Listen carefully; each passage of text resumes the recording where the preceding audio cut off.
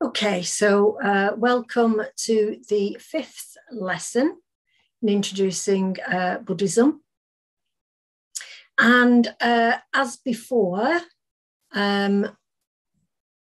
let's just take a few minutes to arrive here now to what is being done now, which is listening to a talk on Zoom. So if you want to make sure that your posture, you're sat comfortably, and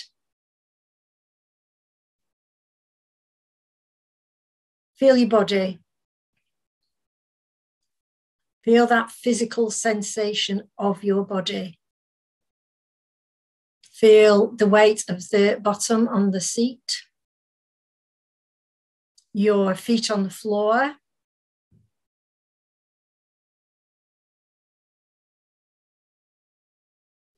Feel areas where your clothes are touching your skin. Maybe do a bit of a very quick body scan down the body. Maybe you could feel areas of tension, maybe in your neck or around your mouth or in your shoulders. Just relax them.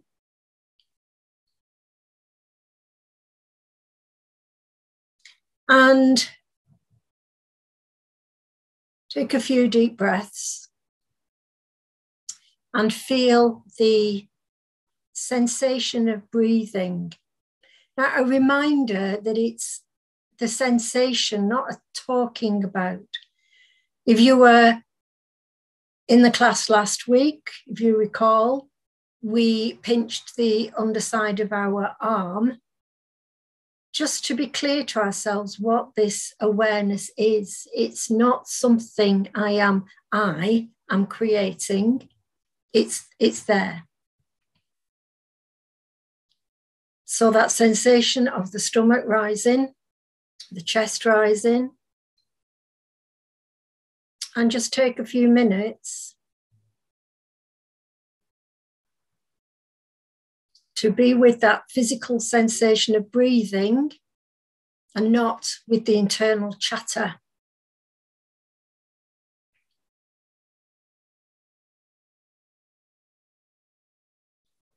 Okay, as usual, if you have any questions, you can send them to Lavinia from the Buddhist Society, or you can raise your hand and ask to be muted. Also, two other things with questions. If you recall, if you've registered, or if you haven't, you can still register. There is a folder there that you can put your questions in if you didn't want to put them in tonight, or they came to you later. And also, we did say if there was a demand, there could be a last week, a week 8, that was just open for discussions and questions. I'm saying all that because this evening's topic might provoke a lot of thought for you, and you might have a few questions from it. Anyway, we'll see how we get on. So I'm going to share the screen.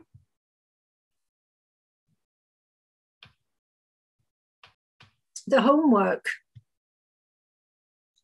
So this time, this sitting in the armchair, I had suggested that you changed your posture for something a little more formal, sitting upright in a more of a dining chair than an armchair.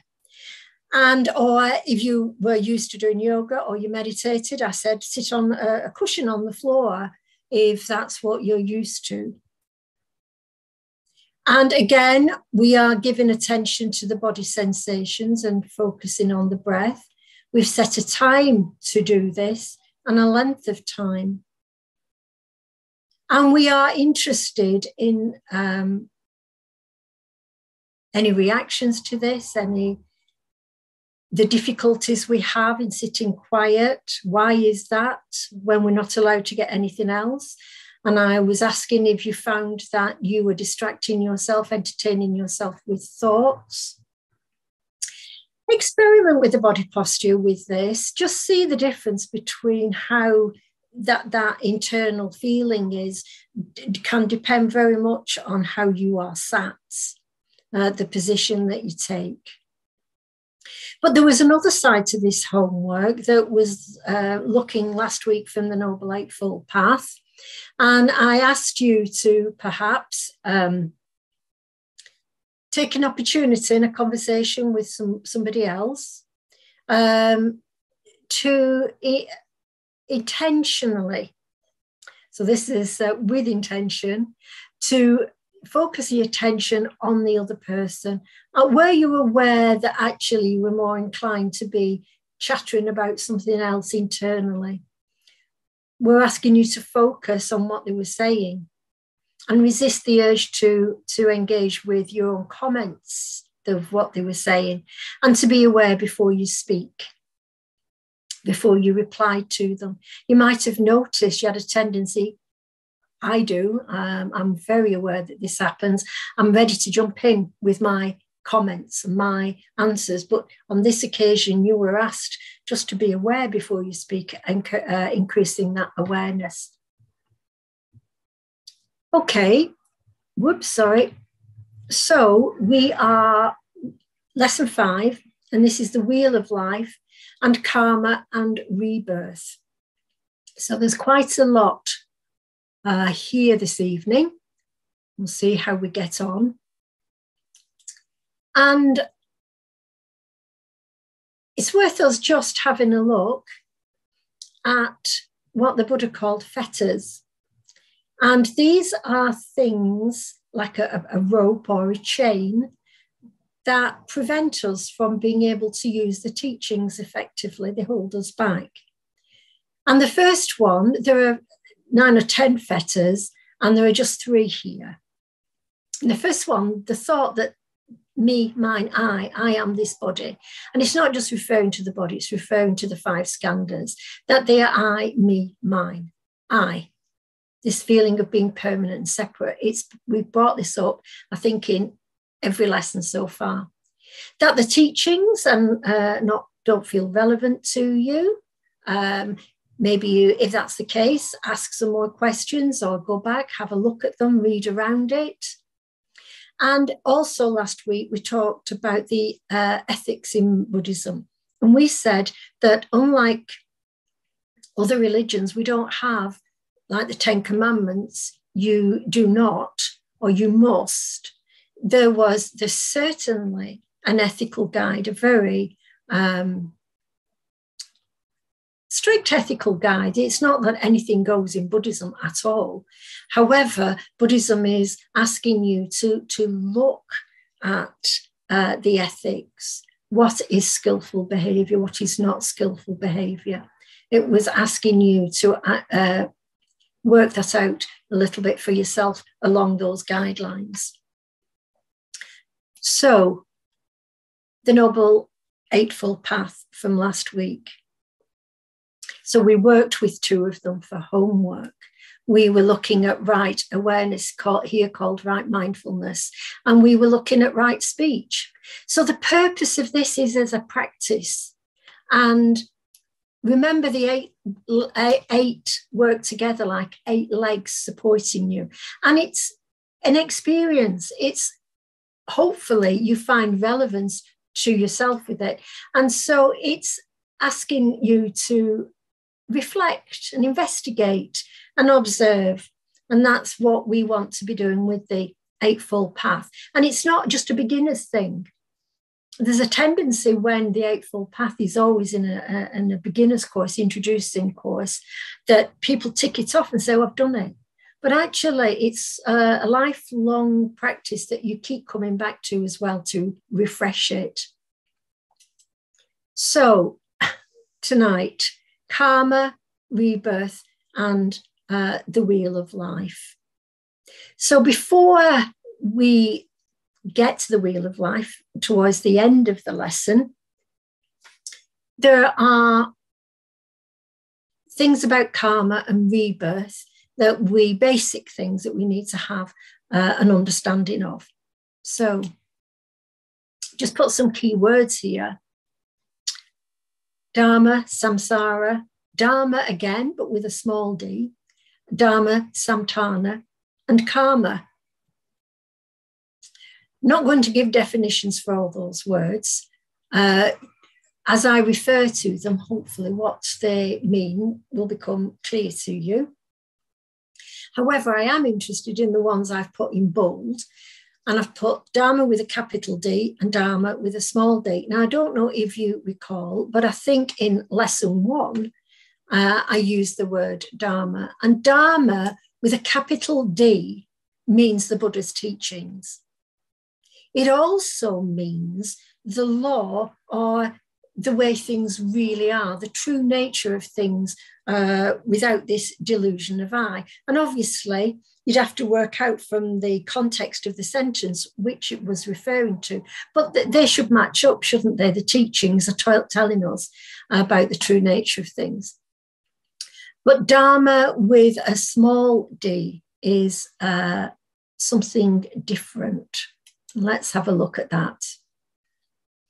So you can see a picture there of an old-fashioned film projector and a film strip. But before we talk about that, what I have got here is I've got the striker for a gong, and I've got the bowl. And I'm going to hit the bowl with the gong and just listen to the sound for a moment.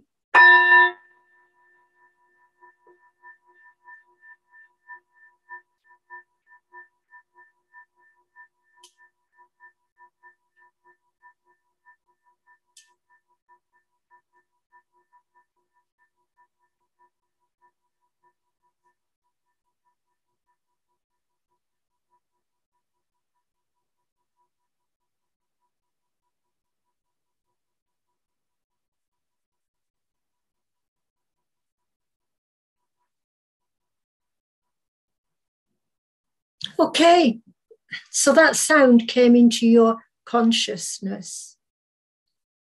Remember that in Buddhism, there has to be something to be conscious of, and there was that sound. So that sound was an element of consciousness. Was it one sound? It went quieter and quieter, and then it disappeared. Was it one sound?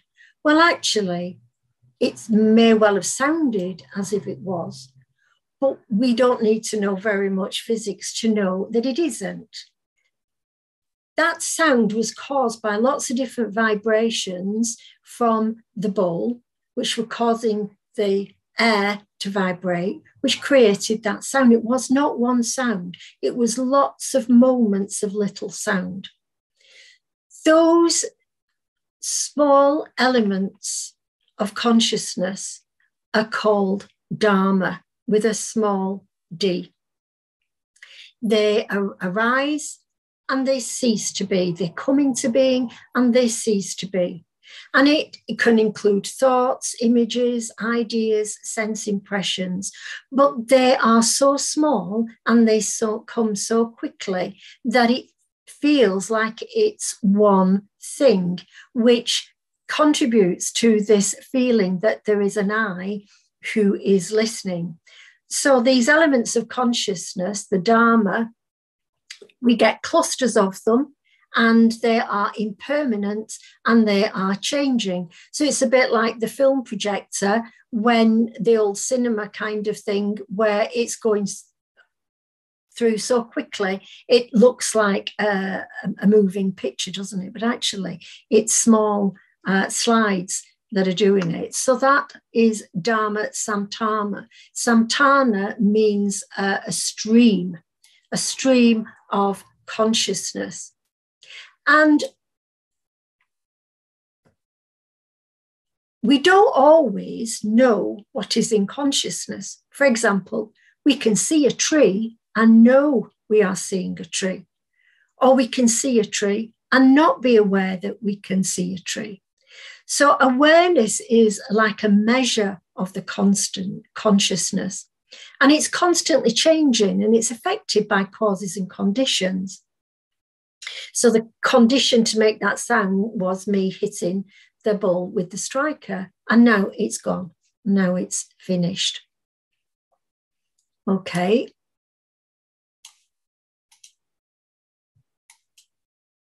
So karma. I think this is something that's much misused and misunderstood generally with people who aren't familiar with Buddhism, but they're familiar with the word. Karma is not about good fortune or bad luck. It actually means a deed or action that is intentional. It's intentional. So it actually means a deed or action is something that is done or thought. It's I motivated. They use the word volitional. It means it's an I choosing or wishing. I usually want something. I'm desiring something, or I want to get rid of something that will be beneficial for me. And I do actions, or I have thoughts that are me biased. But actually, because I am I biased, I am blinded to other consequences.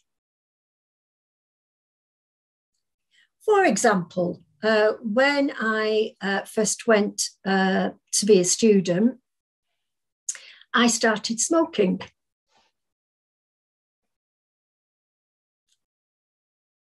I'm not quite sure at the time how much was in awareness, but I think because I just left home and I wanted to make new friends, and smoking, I think, made me look sophisticated and a bit cool. And I was looking around at groups that I wanted to belong to, new friends I wanted to make, and they were smoking, so I started smoking.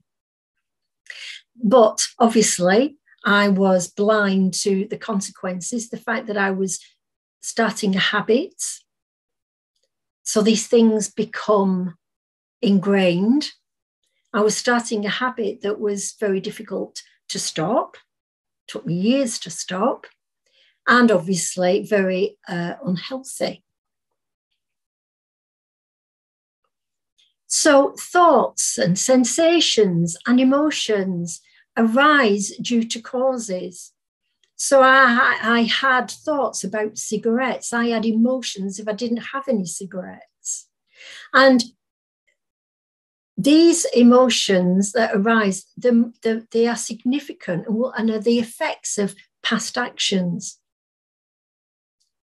It's very important to understand karma is not a punishment from an external God. It is not a divine retribution. It's not divine retribution.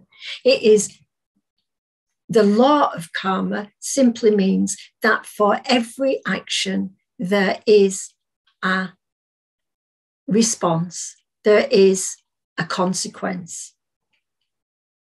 The consequence might not come to fruition for a long time, and that would depend on other causes and conditions. So, for example, if I develop a liking for excessive eating of chocolate, and that becomes a habit, then eventually I would end up putting on a lot of weight. But it wouldn't be immediately that I ate the chocolate, would it? It would be over a long time. That's a very facetious example. However, there are consequences for everything we do that need other causes and conditions for it to ripen. So an example here is a seed, an apple pip. And seeds will remain dormant until all the necessary causes and conditions for that seed to germinate arise. So it could sit on the shelf of a dusty shed for quite a long time and it wouldn't germinate.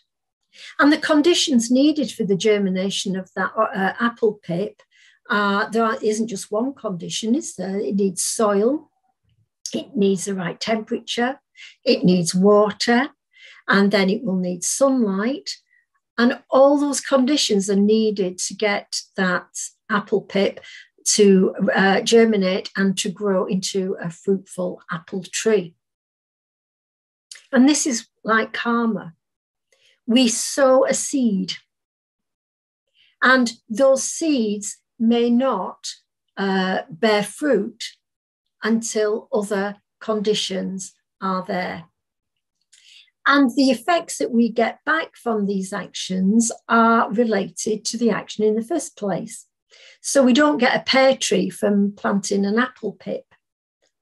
So the cause and effect in karma are related. Now, this is something for you to have a look at and think for yourself. Maybe you can go back in your life and you can think of actions that have had consequences. Were the consequences good for you, beneficial? Did you know what those consequences were going to be? But I think at the basic level, we could all accept that actions have consequences.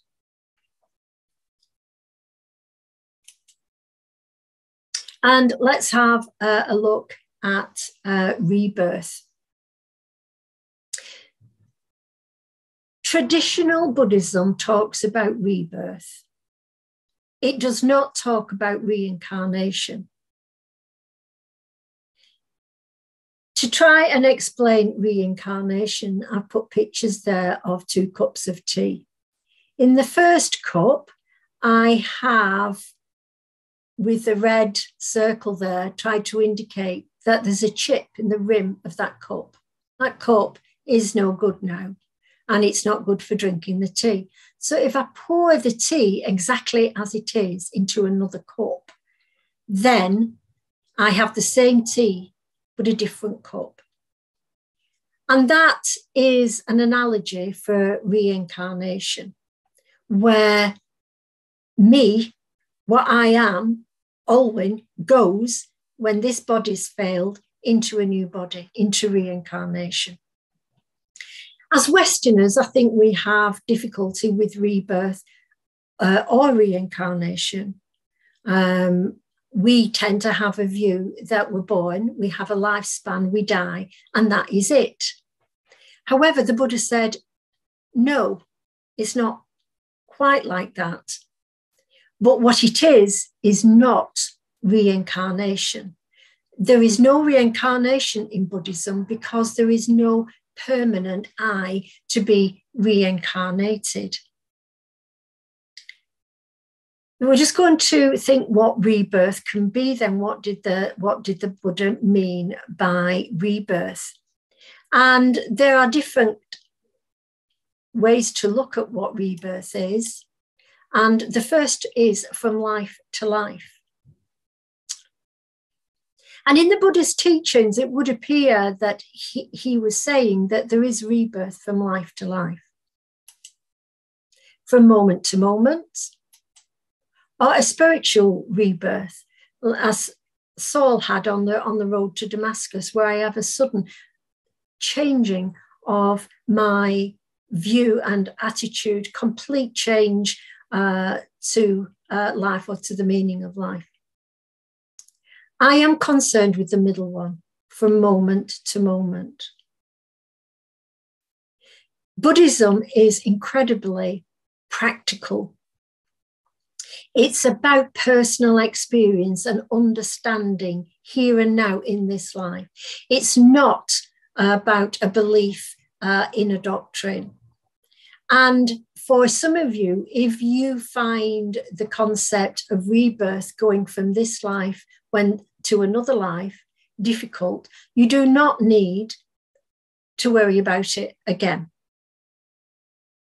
It might be something, if you carried on looking at Buddhism, that you find comes up for you again.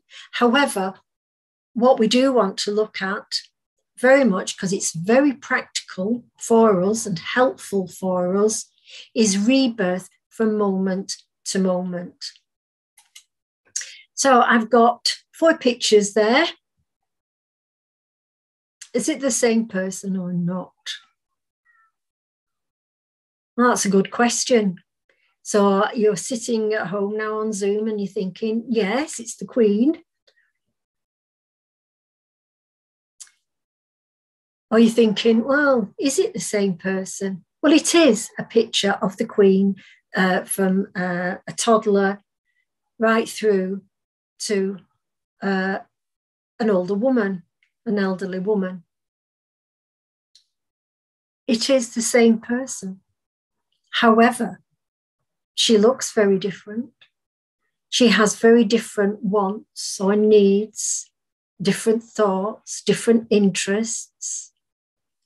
So it is the same person, and it's not the same person.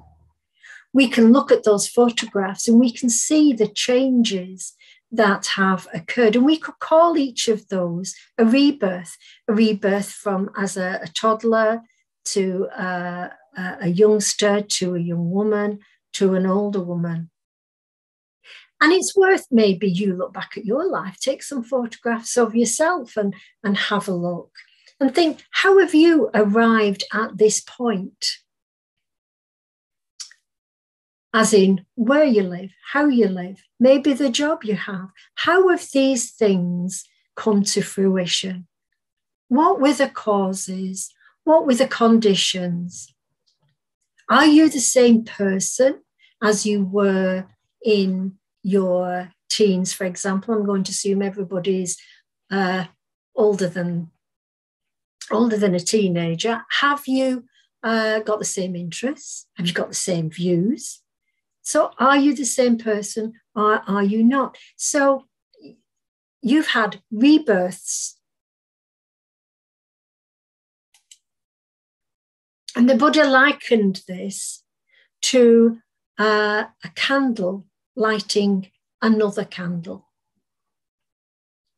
So the heat and light, the heat energy from one candle lighting the next one. Are the candles the same? No, they're not. They're 2 candles. But then again, they've come from the same source, haven't they?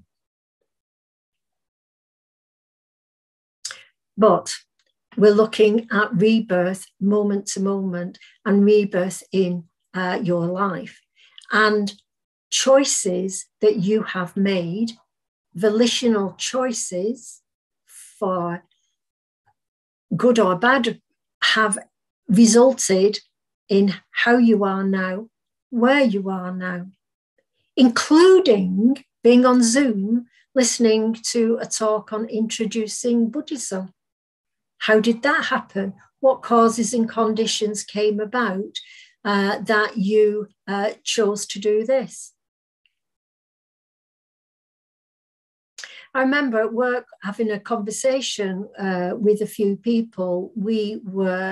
It was just after the Christmas holidays and none of us wanted to be back at work. And somebody said, well, let's be grateful we've got a job to come to, because some people haven't. To which another colleague then said, grateful to whom? I got this job. This job, I don't have to be grateful to anybody for this job. But actually, there were causes and conditions. The job was vacant. The job was advertised. She saw the advert. She applied. Her application was chosen out of the pack. She came and had an interview. Lots of causes and conditions come about. But the beginning of it must have been the wanting the job, the craving for the job.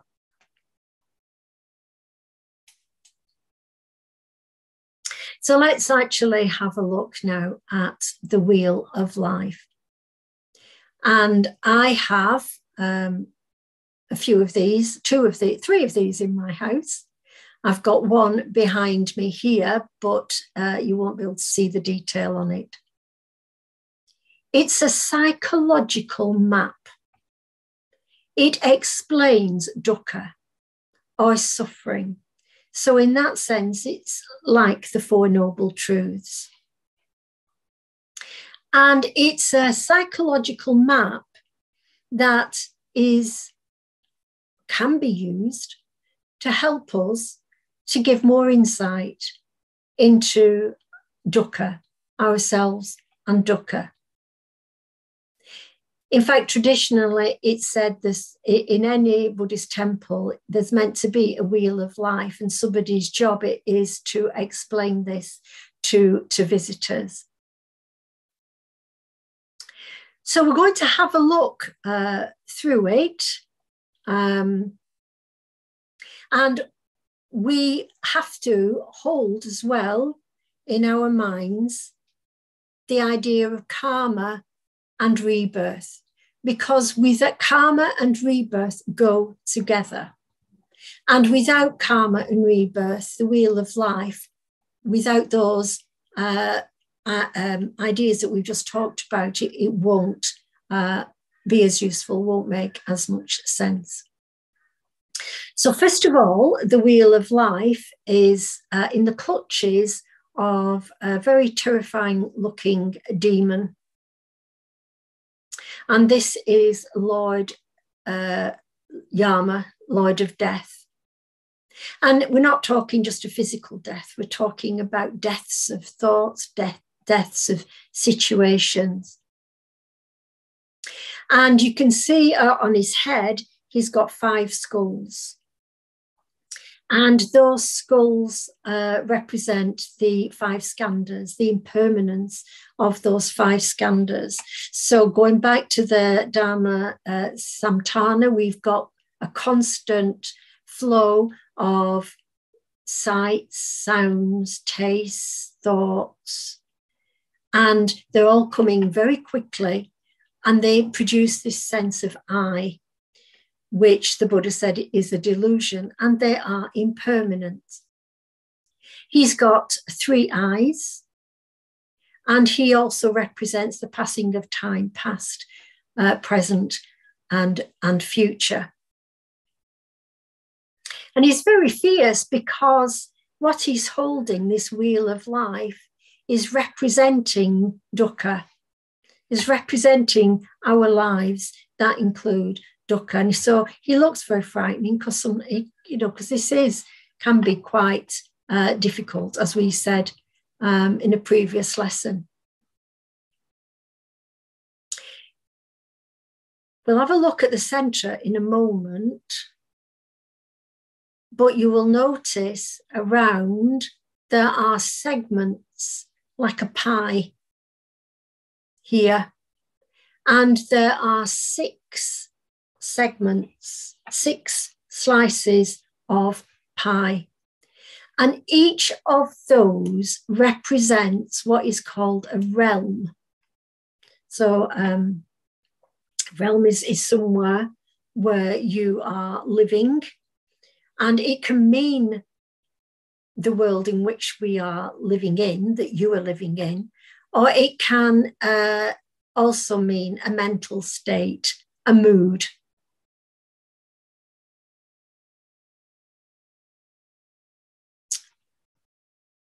So let's have a look at those first in a little more detail.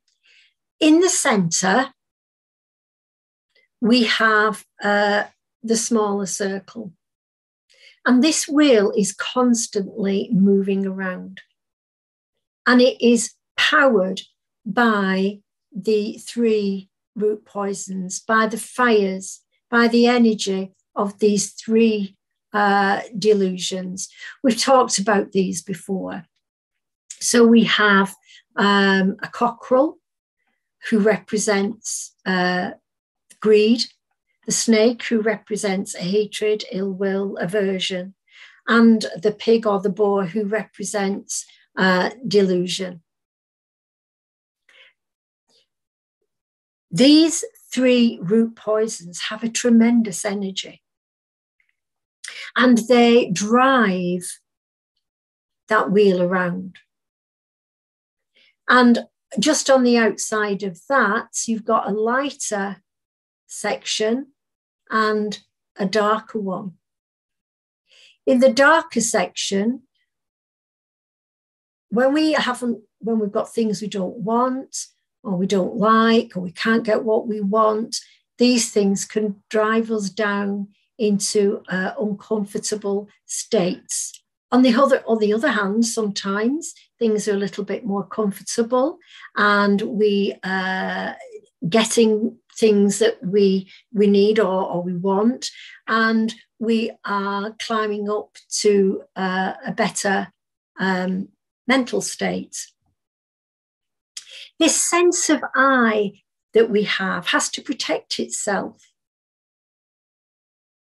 So the pig and the cockerel and the snake, these are the three basic reactions that I have. I am protecting myself, I am cherishing myself. This sense of I comes with a wanting. Maybe I see something that I would quite like a nice house, a bigger house, or a car, or something like a pair of shoes, or I simply want a cup of tea. When I want those things, I come into being. When I'm watching a film or doing a hobby, there is not that same sense of I. There isn't the sense of I. So this I is created from these passions. And the task is to learn to recognize these fires, to learn to recognize when you're wanting something or you're hating something. And it's not to turn away from them or to deny them, but to have that, cultivate that awareness of them. And by doing that, we can contain the energy.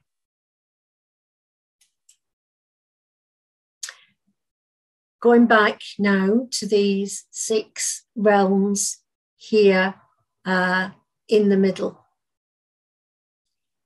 These are 6 emotional states that we experience. And to make it easier to see, I just want to show you a much simpler diagram.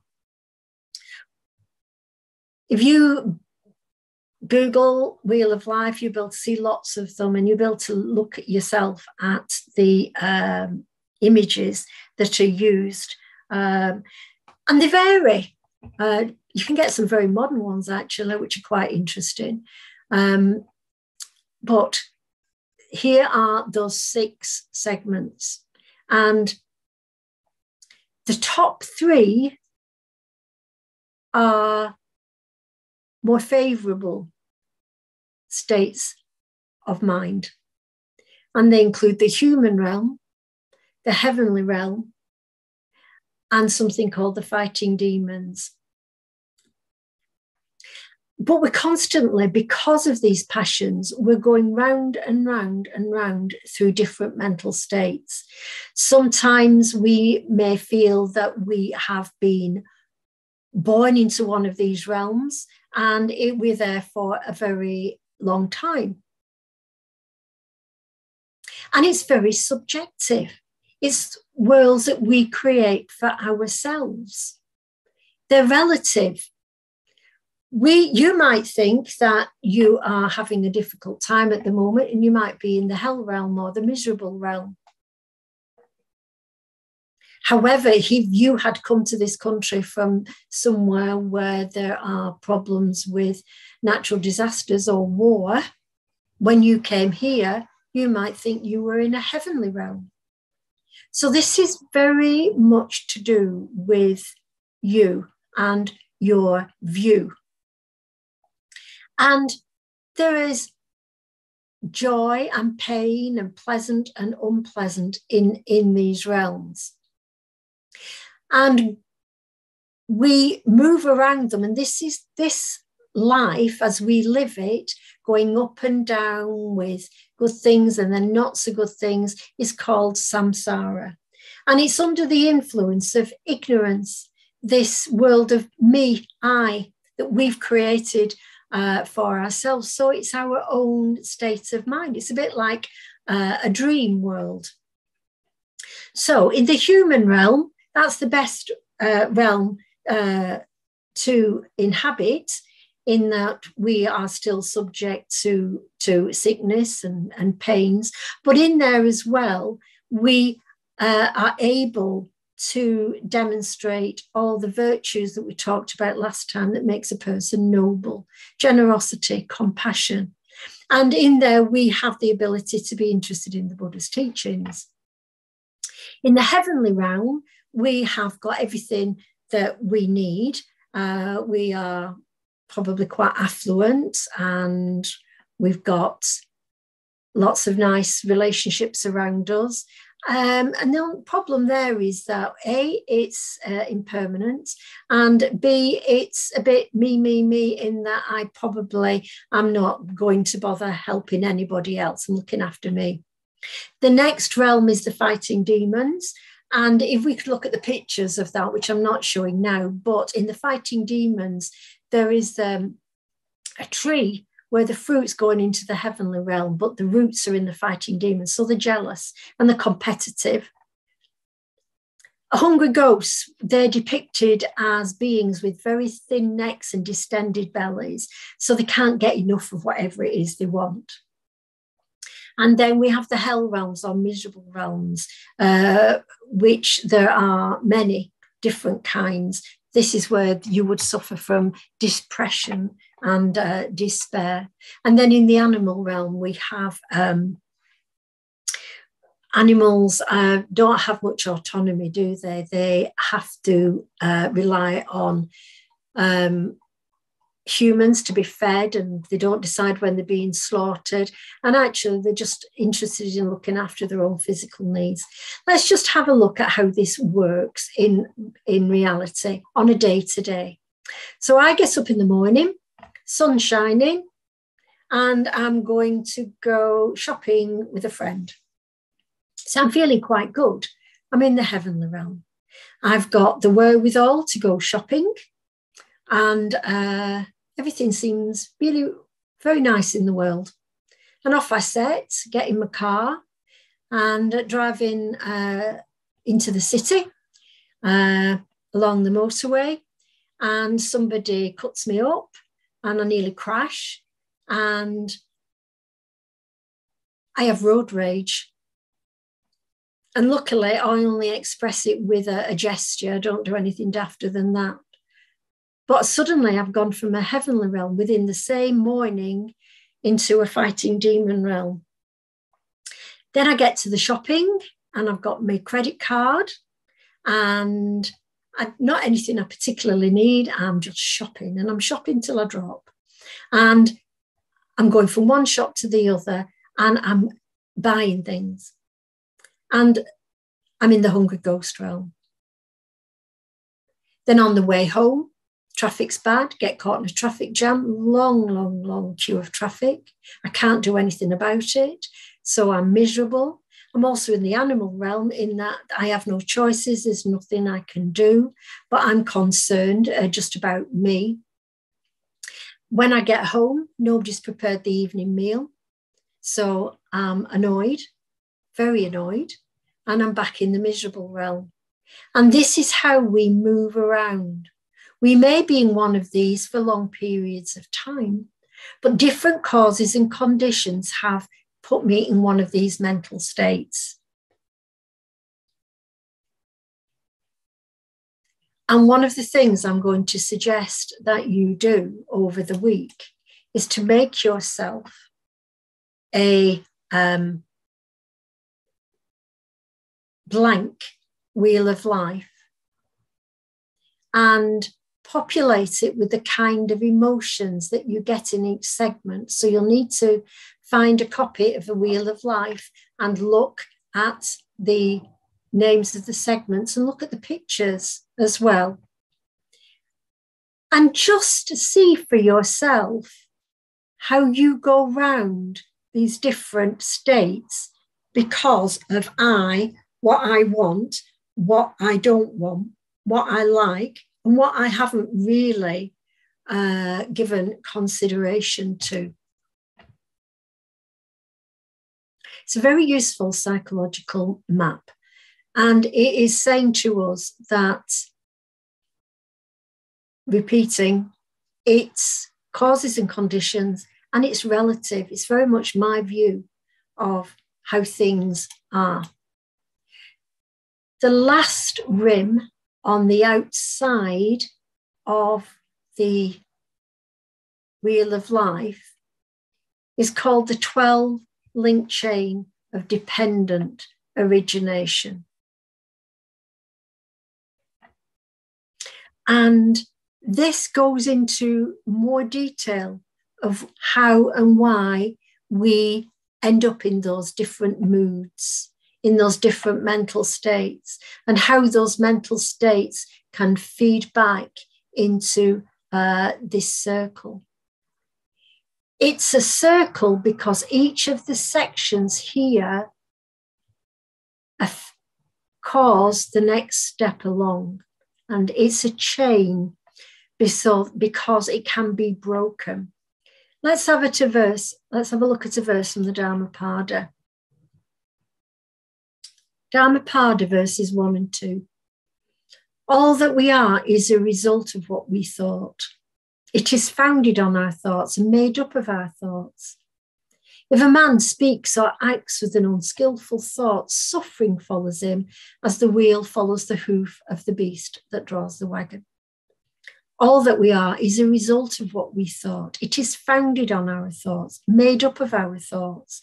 If a man speaks or acts with a skillful thought, happiness follows him like a shadow that never leaves. And there we have the karma again. And it puts very firmly the ball in our court. One other thing that I must say about karma that's important: we are not responsible for all that happens to us.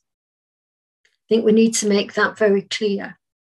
Karma is very profound and very deep, and it is not a punishment. And the Buddha actually listed the kind of things that we were not responsible for. For example, our DNA, natural disasters.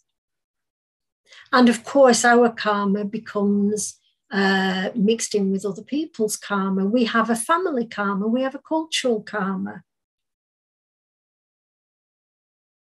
So karma is not to be used as a way of saying that something happened because it's your fault, because of something that has been done. And one just has to be able to look at certain situations and just be honest and say, yes, that is down to an action that I did. So if we look around the outside, on this outside rim, we've got the 12-linked chain. And it begins with this basic delusion, the root of which is this me as something separate and different from anything else out there.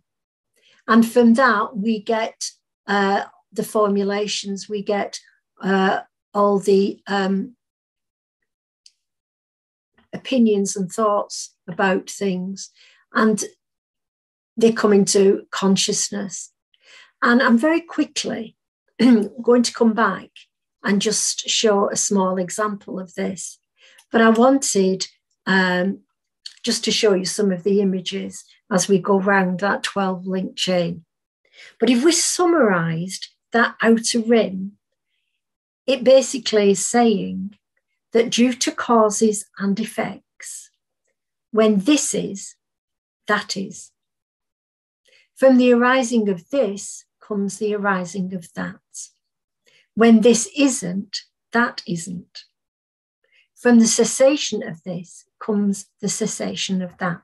So it's telling us that if we break one of the links in that chain, then we can stop something else from arising. But it's incredibly complex because it's not just a linear chain, because a cause becomes an effect becomes a cause, and each of those links are feeding into each other. So it's not like a set of lined up dominoes where you knock one over and they all just follow on down. In fact, paraphrasing, but Ananda, who was the Buddha's chief right-hand man, when the Buddha explained this, Ananda said, "Oh yes, now I understand it." And the Buddha said, "No, you don't. It's too profound, too complicated for that. You'd have to be enlightened to actually understand this." So let's very quickly have a look at the images around it. So the pictures are there to help us to remember the important bits of it. So the first one starts with a blind person with a stick. So that's the ignorance, the idea that there is a separate and independent me, which leads to ignorance of other situations because they are I viewed. That we, because of that, we create thoughts and words and deeds. And the image there is a potter making pots. Some of the pots are good pots, skillful pots, and some of them are no good, unskillful things. So this is the karma. We create, through our ignorance, we recreate situations. We have a monkey mind jumping around, because we're attracted to this and pulled towards the other, this monkey mind. We're thoughtless about it, jumping about thoughtlessly from one thing to another through the six senses. And it's that makes me become aware of myself and me.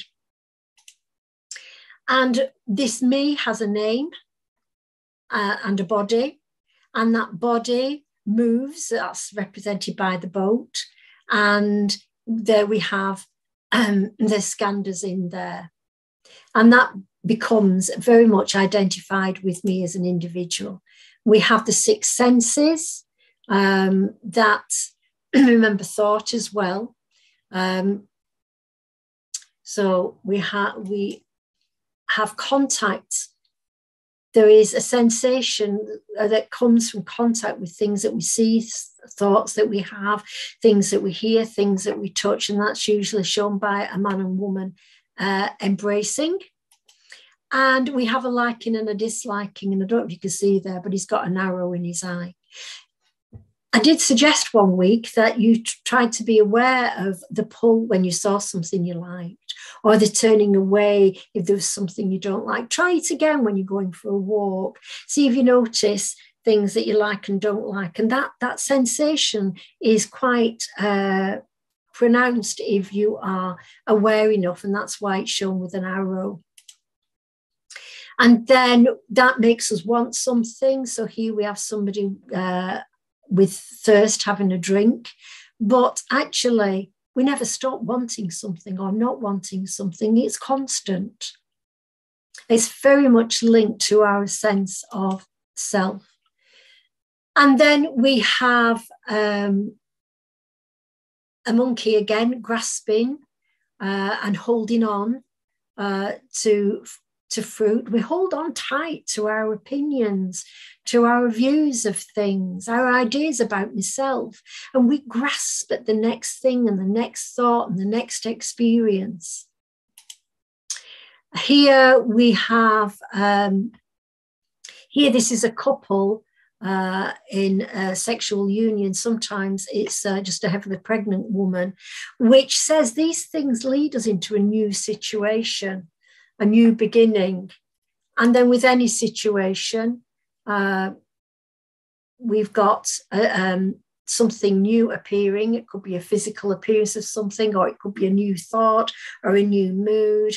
And then finally, from that series, we have the death of a situation. It's very complicated, only giving you a taster, certainly something to be looked at again. But I just thought I would try and give a very quick example. Do you know, the other week I said I saw a rat in my garden and I was not very happy at all. So I'm there from ignorance. And as part of that I have a view of rats. Where that's come from, how far back that goes, I don't know. But I am aware that I'm not keen on rats. But then again, lots of people aren't. So how far back does that go? Where's that coming from? So in my consciousness, I know I don't like rats. And then I, very much aware of me, through my senses, saw the rat in the garden. I made contact with it. I had a sensation, unpleasant, get that rat out. So there was a craving, get that rat out of my garden. And I've started looking at ways to do that. I have started Googling how do you get rats out of your garden. And so it's influencing my future behavior, because here we have the past, the present, and then we're going into something new. I'll forget about rats if I don't see another one. So as long as I don't see another rat in my garden, I will forget all about them. And finally, a Zen parable. A samurai, very fierce samurai, came across, visited a Zen master in deep meditation. And the samurai, because of past expectations, his karma, was very rude and impatient. He expected to be immediately obeyed, because that is his position as a samurai, and plus he's could be very violent. And so he demanded, yelling at the Zen master, "Tell me the nature of heaven and hell." And the Zen master opened his eyes, looked the samurai in the face and said, with a certain scorn, definitely a lack of respect, "Why would I answer someone like you? Get out of my sight. I have no time for silly questions." And immediately the samurai was livid. He wasn't used to people speaking to him like that. So he drew his sword and raised it to chop off the Zen master's head. And immediately the Zen master looked into the eyes of the samurai and said, "That is hell." The samurai had created his own hell from expectations, from past karma, from his role, from his expectations. But he'd also got something there that made him interested in the Zen master. He was pulled to ask the Zen master a question. But anyway, the Zen master said to him, "That is hell." And the samurai immediately froze and realized he was so angry he could have killed somebody. Anger can do that to us. It can have very serious consequences. And he realized he created his own hell with resentment, hatred, and fury, so much so that he could have killed somebody. And coming to his senses, he put his sword back, put his palms together, and bowed in gratitude to the Zen master. And the Zen master acknowledged that with a smile and said, "That is heaven." And that communication, that connection with somebody else, that contentment, that is heaven. Okay, and we will leave it there. Just a quick reminder of a task I said was to draw yourself a blank wheel of life and see if you can recognize some of those moods on there. And certainly see if you can work with the outer rim, but that's a little bit more complicated, but worth having a look at. Okay, any questions?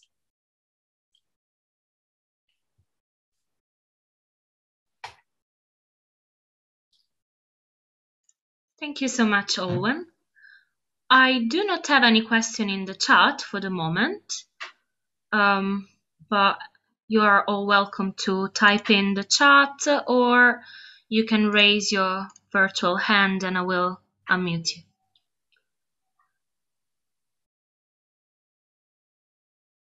Now, have I bamboozled everybody with such a lot of stuff with karma and rebirth and wheel of life? There was a lot there, but it is fascinating and worth pondering. And of course, you can put questions into a folder if you wish, if something comes up from it. Okay, so it would be, as I said, very useful to work with a blank wheel of life and have a look, see if you can recognize those moods. And also continue, please, with your 15 minutes of sitting and focusing on the breath. You can even extend it if you feel you're able to do that. We don't want you getting irritable, and that's not the point of it. We build up the time that we're sitting there doing that. Okay. Okay, so if we haven't any questions, we'll leave it there. So hopefully I'll see you next week for lesson number 6. Okay, thank you very much. Bye.